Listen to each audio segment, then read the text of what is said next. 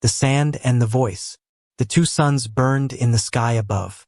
The sand was hot, dry, endless, and Lena was buried in it, all the way to her neck. Her arms and legs were trapped under the ground. She couldn't move. She had been there for hours, maybe longer. She didn't know anymore. Her lips were cracked. Her skin burned. She could feel the heat boiling her from the inside. Around her, the desert was silent. No wind, no sound, no help, just silence. She blinked slowly. Dust filled her eyes. Her vision blurred. I will die here, she thought. Her breath was slow now, weak. Maybe it's better this way. She closed her eyes. Darkness came, but then she heard something, a sound, soft, far. She opened her eyes again. First she thought it was the wind, but it wasn't. It was a voice, a human voice. Hey! She wasn't sure if it was real. Maybe it was her mind playing tricks. Then again, are you still alive? The voice was closer now. She turned her eyes slowly to the left. Nothing, just sand. Then a shadow. Someone stood there, looking down at her. He wore old armor, dusty, cracked, but human-made, Earth-style. A man. His face was dirty, his beard short, eyes sharp. He kneeled beside her. You're lucky, he said. Most don't survive out here. She tried to speak, but no words came, just a dry sound. He took out a small water pouch and held it to her lips. She drank. Felt like life returned to her throat. Who are you? She whispered. Name's Cade, he said. Human. Like you. Lena blinked. A human? Out here? I thought we were all slaves now. Cade gave a short smile. Most are, but not all.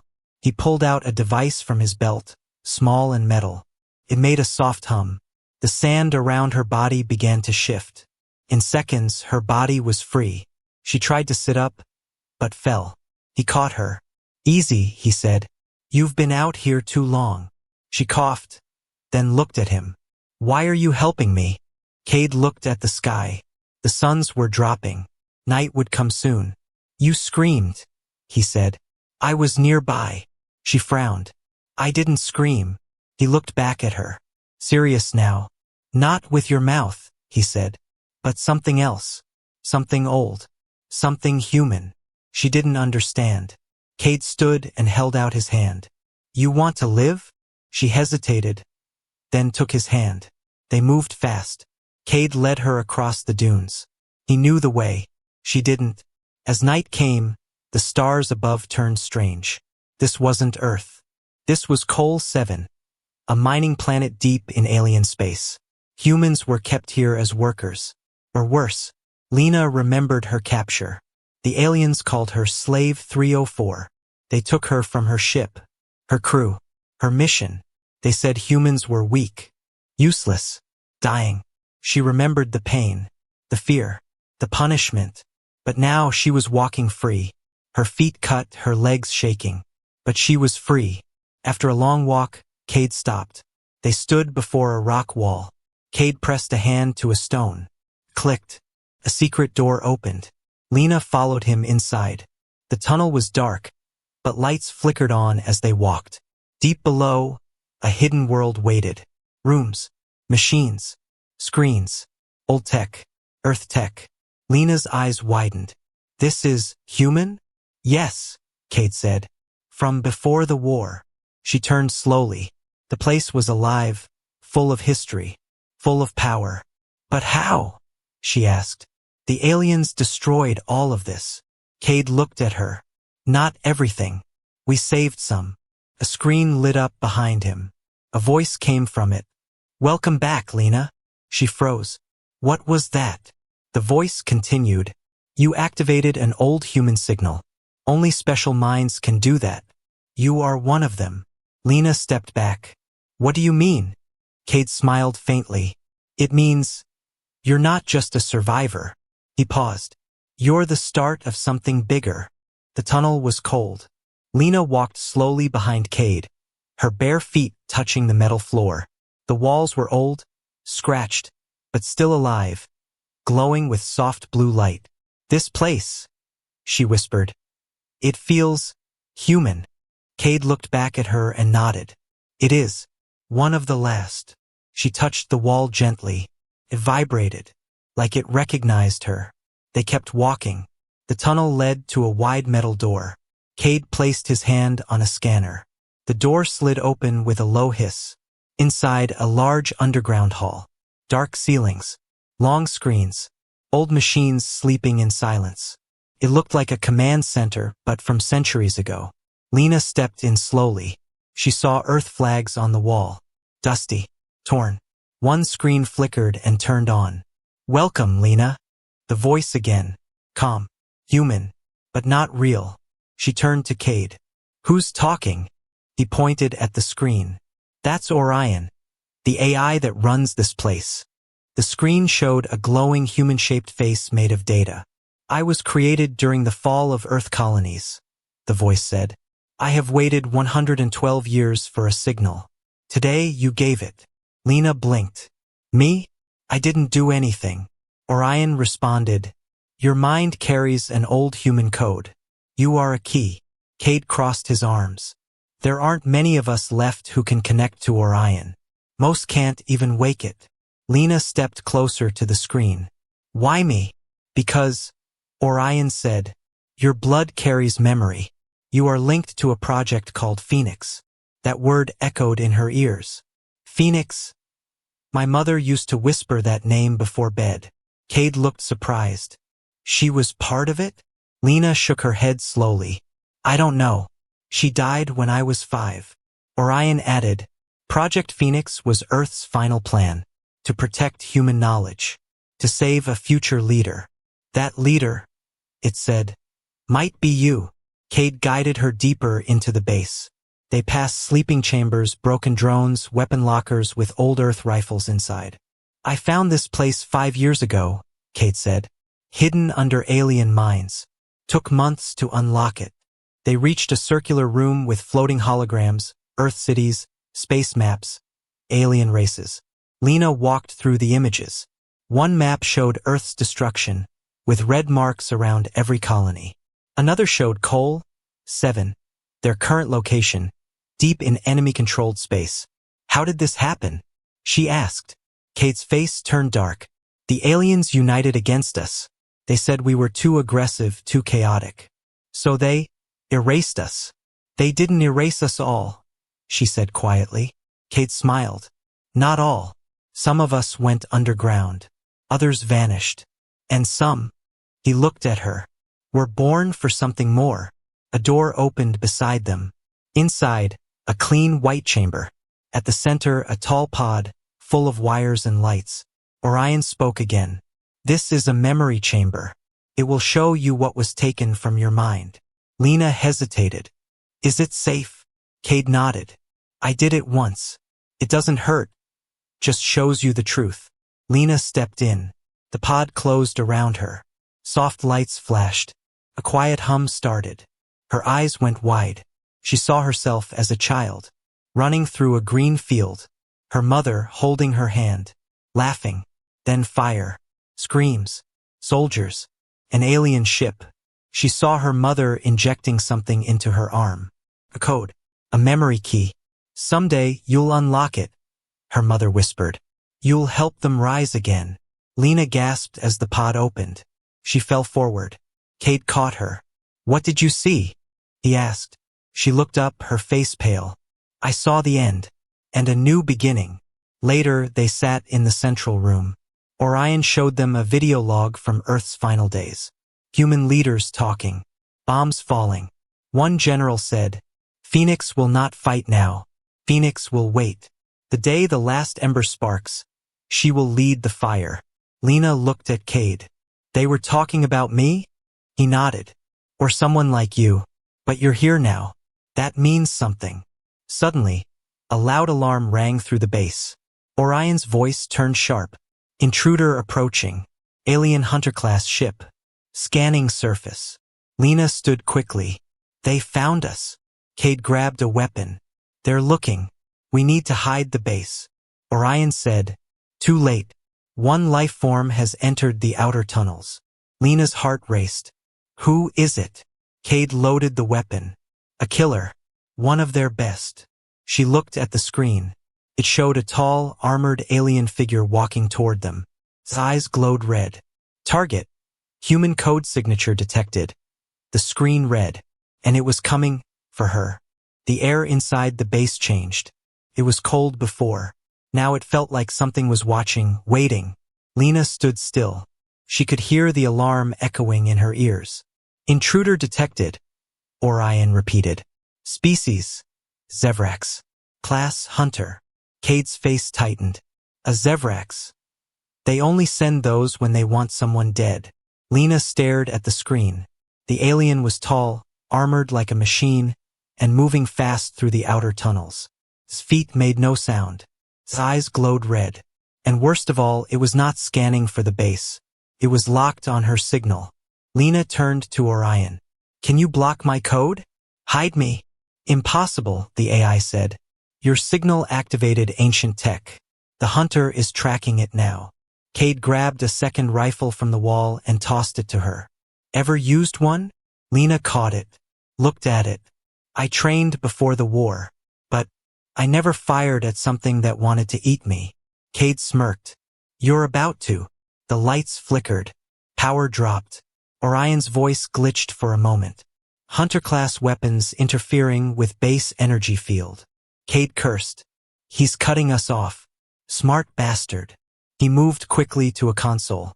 Typed fast. Backup doors sealing. Vent systems closed. We've got 10 minutes before he finds the core chamber. Lena stepped beside him. What's in the core? Cade looked at her. You. In the dark tunnel just above them, the Zevrax moved like a shadow. Its armor absorbed light. It didn't breathe. Its claws scraped the walls softly. It sniffed the air. Could taste her code now. Human. Phoenix class. It hissed in its alien tongue. Terminate. Cade led Lena through the maze-like corridors, deeper into the heart of the base. The lights flickered again. Every step felt heavier. Every sound louder. They reached a sealed chamber. Inside, a massive metal gate with strange old Earth symbols. Cade placed Lena's hand on the scanner. It lit up. Access granted.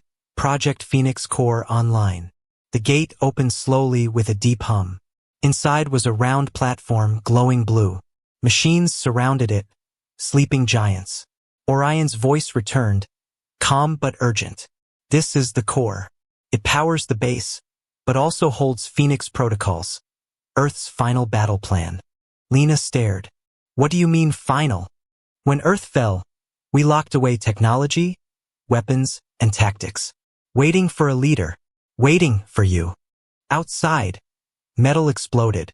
The Zevrax had reached the inner door. It punched through it like paper. Sirens screamed. Orion's lights blinked red. Hunter is inside. 20 meters and closing. Cade looked at Lena. This is it. Either we use what we have or we die with it. Lena stepped onto the glowing platform. A beam of light scanned her body.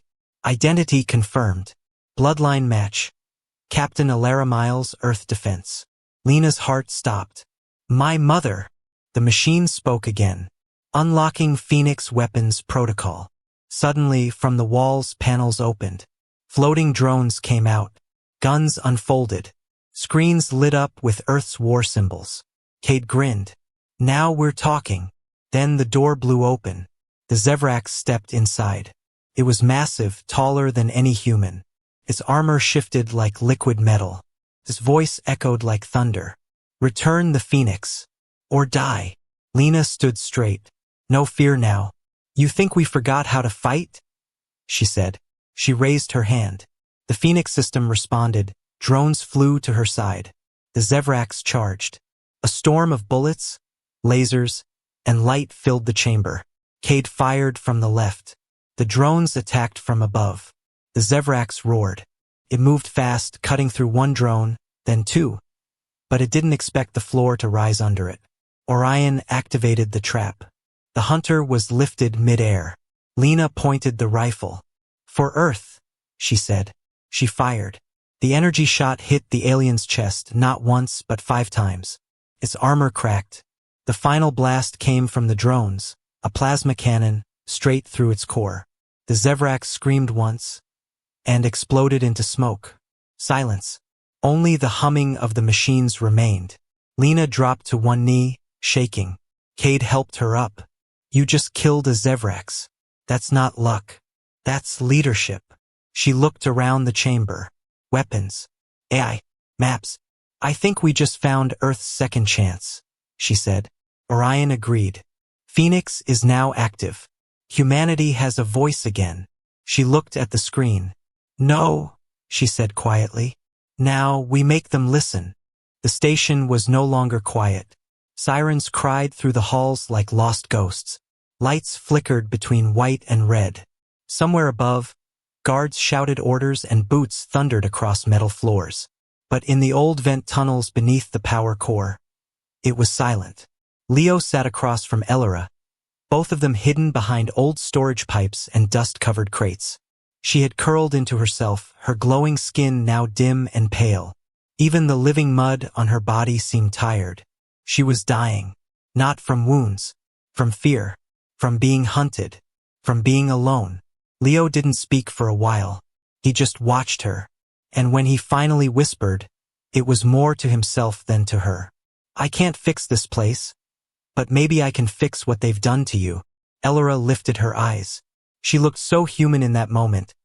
Not glowing, not alien, just afraid.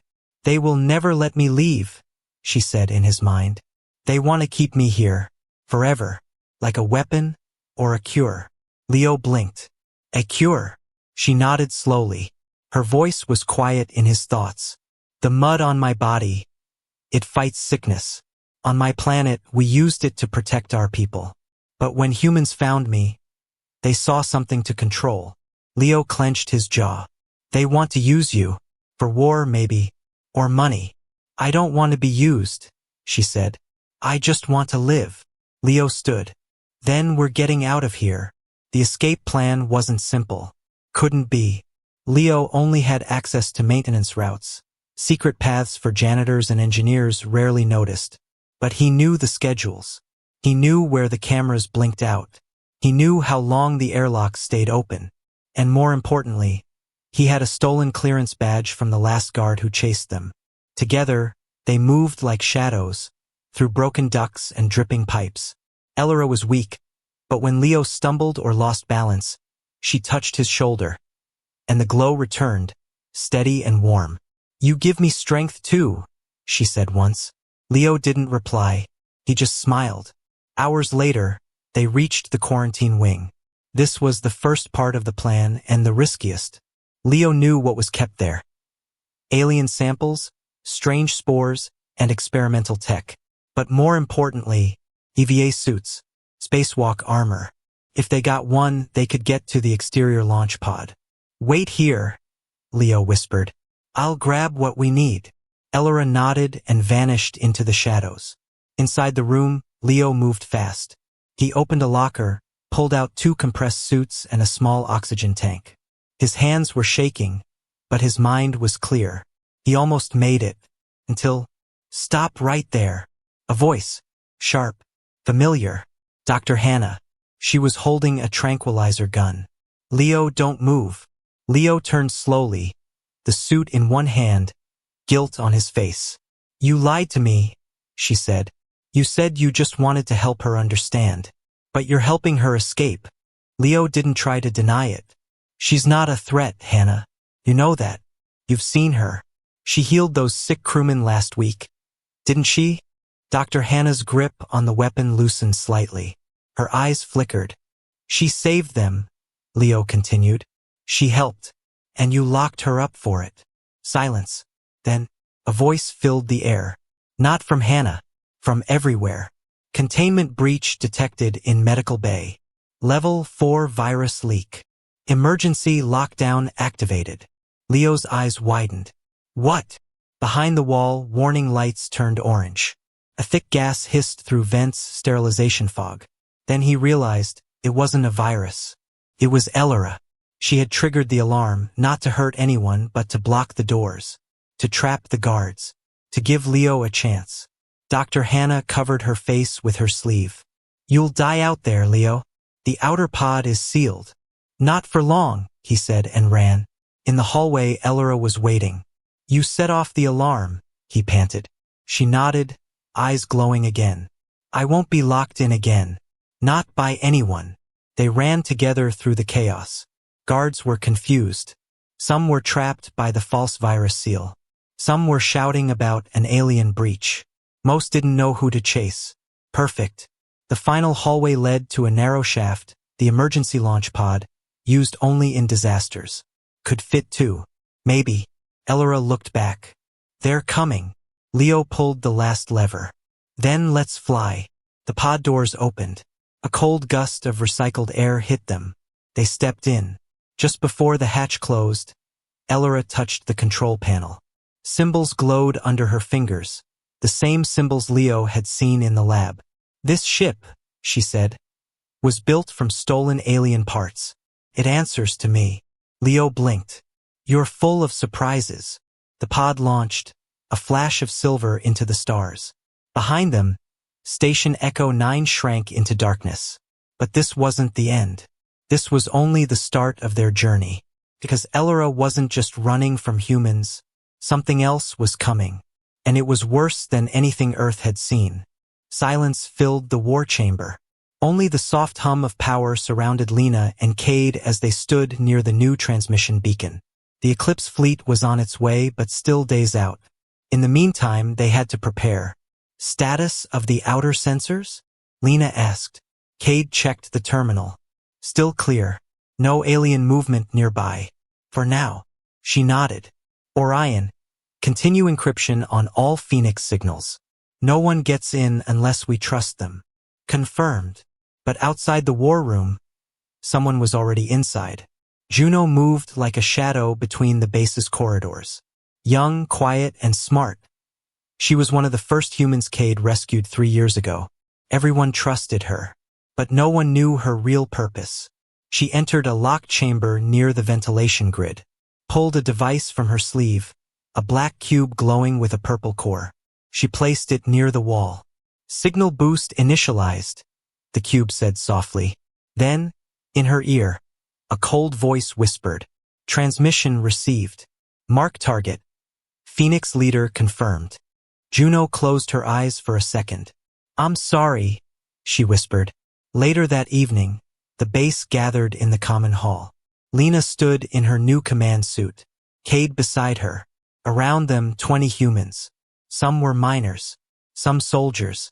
Some children hiding in engineer uniforms. But all were survivors. She looked at their faces. Tired, but burning with hope. We're no longer slaves, she said. We're no longer lost. She paused. The Eclipse fleet is coming. We'll have ships, weapons, a chance to fight back. The crowd remained quiet, stunned, hopeful, afraid to believe. Then a voice spoke. What if the aliens already know? Lena turned. Juno stood near the back, her face calm. What if they're coming here, right now? Everyone looked at her. Then at Lena. Lena walked forward slowly. If they are, she said. We face them together. But something about Juno's tone stayed in her mind. Later that night, she asked Orion. Show me movement logs. Who accessed the west chamber today? One entry, Juno Gray. Lena's eyes narrowed. Meanwhile, Juno walked into the drone bay, where Cade was checking power cells. You working late? She asked. Always, he said with a smile. She smiled back, but her hand moved quietly toward the blaster on her hip. Then the lights cut. Pitch dark. Orion, Cade called. No answer. A cold voice spoke instead from her comm device. Now. Juno raised her blaster, but a hand grabbed her wrist. Hard. Lena stepped from the shadows, eyes sharp. Caught. In seconds, Cade disarmed Juno. The blaster slid across the floor. Why? He asked. Why would you do this? Juno was breathing hard now. Her eyes showed regret and pain. They told us humans were dangerous. That if Phoenix rises, the galaxy burns again. Lena stepped forward. Who told you? Juno hesitated. then said one word. The Zenith. Silence. Cade whispered. The alien priesthood. Juno nodded. They found me as a child. Raised me. Trained me. They said if humanity returns, everyone dies. She looked at Lena. I believe in you, but I was afraid of what you'd become. Lena looked into her eyes. Did you ever really believe we didn't deserve a second chance? Juno's lips trembled. I don't know anymore. Cade lowered his weapon. Then help us stop what you started. But it was too late. Outside the base, in high orbit, something shimmered into view. An alien stealth cruiser, small, silent, and deadly, began its descent. Inside the base, Orion's systems rebooted. Warning. Alien ship detected. Estimated contact in 12 minutes. Lena turned to Juno. This is your moment. Help us or run. Juno picked up the fallen blaster. I'll help, she said. But after this, I need to disappear. Lena nodded. The base went into emergency lockdown. Cade led half the team to the defense tunnels. Lena stayed in the command room watching the ship land. Orion status? Zenthari scout-class vessel. One life form. High priest caste. Lena's voice chilled. He didn't come to scout. He came to judge. Outside, the ship opened slowly. A tall alien figure emerged. Robed, elegant, and glowing faintly from within. It held no weapon. Only a scroll. He walked toward the base entrance, as if he already knew the way. Inside, Orion's voice whispered. Zenthari priest approaching. Shield integrity. 89%. Lena stood tall. Let him come. Cade's voice came over comms. You sure? She answered without blinking. Yes. Let the galaxy's watchers see that humanity doesn't bow anymore. The door opened. The priest stepped inside. He looked at Lena and smiled. So, the fire is real. The stars were no longer silent. They pulsed. Bright red dots spread across the black like bleeding fire. Dozens of ships, not metal, not man-made, but living, breathing things. Twisted shapes. Moving like predators. In the small stolen cruiser, Leo stood frozen in front of the scanner. They're here, he whispered. Elora stood behind him, her eyes dim, her hands glowing softly. Her breath came slower now, like the weight of the approaching fleet was pressing down on her chest. The other alien, the half-machine woman who had rescued them, placed her hand on the console. She didn't panic. She had seen this before. They've found her, she said. That means they've found all of us. Leo turned. What are they? She looked at him with a steel-cold stare. They were once her people. Now they are the hive. Leo swallowed. The word felt heavy in his mouth. How do they fight? They don't use guns, the woman said. They infect. They erase. They change you. The cruiser's lights flickered. One of the hive ships moved faster, breaking from the swarm. It looked like a spear made of bone and light, with a glowing red mouth at its front and dozens of thin tendrils trailing behind. Leo's eyes widened. It's alive. The woman didn't blink. It's a hunter class. They send it first. To track. To rip. Suddenly, a low hum echoed inside the ship. Not outside. Inside their minds. Leo dropped to his knees, holding his head. It was like someone was knocking inside his skull with ice-cold fingers. Elora gritted her teeth. She reached out, grabbed Leo's hand, and the pain eased. They're calling, she said. Calling me to join. Leo looked up, eyes wide. Can they control you? Elora's voice trembled in his thoughts.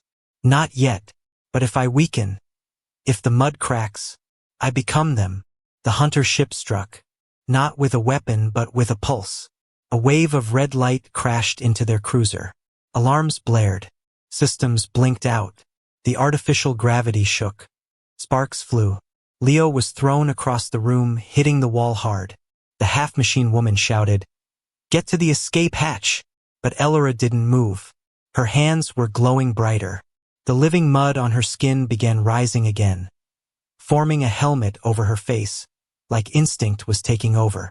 Leo crawled toward her. Elora, what are you doing? She looked at him, eyes pure white now. If I run again, they'll never stop. The woman stepped forward. You're not running. You're fighting. She pulled a round device from her chest plate. It pulsed with a soft green light. Leo, she said. Take her. You get to the outer pod. I'll hold them here. Leo shook his head. No. We need you. I was infected once, she said softly. Half my body is already theirs. I've lasted longer than most. But I won't last forever. Elora looked at her. You saved me before. The woman smiled. Now I'll do it properly. The cruiser cracked as another pulse hit. Elora's glow flared, but she stumbled. Leo caught her. You're not going to become them. Not while I'm breathing. She looked at him. Really looked. And for the first time, she didn't see a janitor. She saw a warrior. They ran. Through smoking halls, over broken wires, past vents where red mist hissed in like steam from hell. Behind them, the half-machine woman stood alone in the command chamber. She placed the green device on the floor. Then she whispered to herself, let's give them a taste of memory. The device exploded in a wave of pure white light. Not fire, but memory energy. A blast of coded thought. The hunter ship screamed. In the outer pod, Leo strapped Elora in. She was weak again. The glow was fading. The mud on her skin cracked, like old paint peeling from stone. They're inside my mind, she said. I can feel them pulling. I can feel the leader. Leo leaned closer. Then let me pull back. He held her face gently. I don't care what they do. I'm not letting them take you. She stared at him. Then something strange happened. The mud on her hands spread over his arms. Not attacking, but bonding. The symbols began to form on his skin too. He gasped. What's happening? Elora smiled weakly. You're becoming like me. The pod launched. Just as the cruiser behind them burst into white fire. The hive ships paused, not from fear, but confusion. They hadn't expected resistance. Not from a dying race. Not from one girl. And one human. Far behind them, deep inside the hive ship, a figure stirred. Tall, red glowing, bones like crystal. No face, just a mouth of burning light. It turned its head slowly, sensing the trail the pod left behind. A whisper spread across the swarm. A word in a forgotten tongue. Found. Back in the pod, Leo touched the marks on his arm. Elora, what am I now? She leaned her head on his shoulder. Something new. And then, finally, they were alone again, drifting into the dark. But not running anymore. 3 suns rose above Col 7. Each cast a different color, one red, one gold, one pale white. It was beautiful. And soon it would be burning. Lena stood on the command deck of the Eclipse 1, humanity's last great warship, now awake after 100 years of silence. Before her, on the main screen, multiple fleets were converging. One was the Alien Alliance, cold and powerful. One was the rogue human flotilla, carrying stolen tech and broken codes. And in the middle stood her own fleet, outnumbered, surrounded, alone. Orion's voice echoed calmly. Incoming transmission from all factions. Shall I connect? Lena nodded. Let them speak. One by one, faces appeared. The Zenthari priest, quiet but cold. This is your final chance. Disarm. Disband. Return to silence. The human warlord, his face burned and metal. You woke the galaxy. Now we take the fire. And an old woman, once Earth's diplomat, now working for the alien side. Lena, don't become the war. Choose peace. She listened to them all, then spoke softly. You all forgot something. She looked into the camera, into the galaxy. We didn't rise to conquer. We rose because you buried us alive. You burned our homes. You broke our name. And now you're scared. Because we remember who we are. She paused. We are not here to kneel. We are not here to beg. We are here to stand. Together. On board her ship, her crew stood taller. Across the fleet, old soldiers saluted screens. And on far colonies, hidden humans wept quietly. Hope had a voice again. But words were not enough. The war began. First came the rogue humans, Fast, violent, hungry for chaos. They targeted the Eclipse supply ships. But Eclipse fighters responded in tight formations, led by Cade, who piloted the first counterstrike squadron. He barked into comms. No one breaks through. This is Earth's line. Missiles lit up the black sky. Human versus human, a painful mirror. Then came the aliens. Zenthri cruisers moved in precise waves. They weren't loud. They were surgical. One Eclipse frigate exploded near the eastern flank. Lena winced, then ordered her main cannon crew. Target Zenthri lead ship. Bring them light. The Eclipse 1 fired not just a beam but a memory. Buried tech, once banned, roared to life. The alien cruiser shattered. Silence followed. Then fear. For the first time, the galaxy felt human fire again. But even with fire, they were too many. Cade's voice cracked through the channel. They're pushing through. We can't hold all sides. In that moment, a signal appeared. Unknown. Neutral. But human. A new fleet dropped from warp. Sleek black ships. Clean. Silent. Juno's voice came from the bridge console. She had disappeared after the last betrayal. But now she returned. This is Haven Command. We stand with Phoenix. Lena's heart jumped. Cade laughed in disbelief. The Haven fleet struck the rogue ships from behind. For the first time in 150 years, humanity fought together. But the enemy had one final weapon. A planet killer, alien tech stolen and upgraded by rogue humans. It moved slowly toward Col 7, where civilians and Phoenix engineers still worked. If it fired, millions would die. Orion spoke. Interception possible. But cost. Total destruction of command ship. Lena knew what that meant. To stop it, she'd have to sacrifice the Eclipse 1. Cade heard the plan. No, he said. There has to be another way. There isn't, she said. He grabbed her arm. We just got you back. She smiled, sad, fierce, full of purpose. Then remember me, right? She gave the order. The Eclipse 1 turned. Engines burned hot. The cannon charged. And with all its strength, it crashed into the enemy superweapon, beam firing as hull tore apart. A sun bloomed in space, and the enemy was broken. Silence. Then cheers. Across both human fleets. Across the galaxy. Phoenix was not just a symbol anymore. It was a story. A truth. Later, from the ruins of Col 7, Cade stood before a new crowd. Juno beside him, and in the skies above, Haven and Eclipse ships flew together under one flag. He raised Lena's old command badge. She didn't die to win. She died so we'd stop losing ourselves. She didn't rise alone. She made all of us rise. In the distance, a child pointed at the sky. Look, she said. A streak of light crossed the stars. No ship, just light, just a flame that never stopped. She was buried once, but from the sand, she became the fire. And that fire never went out.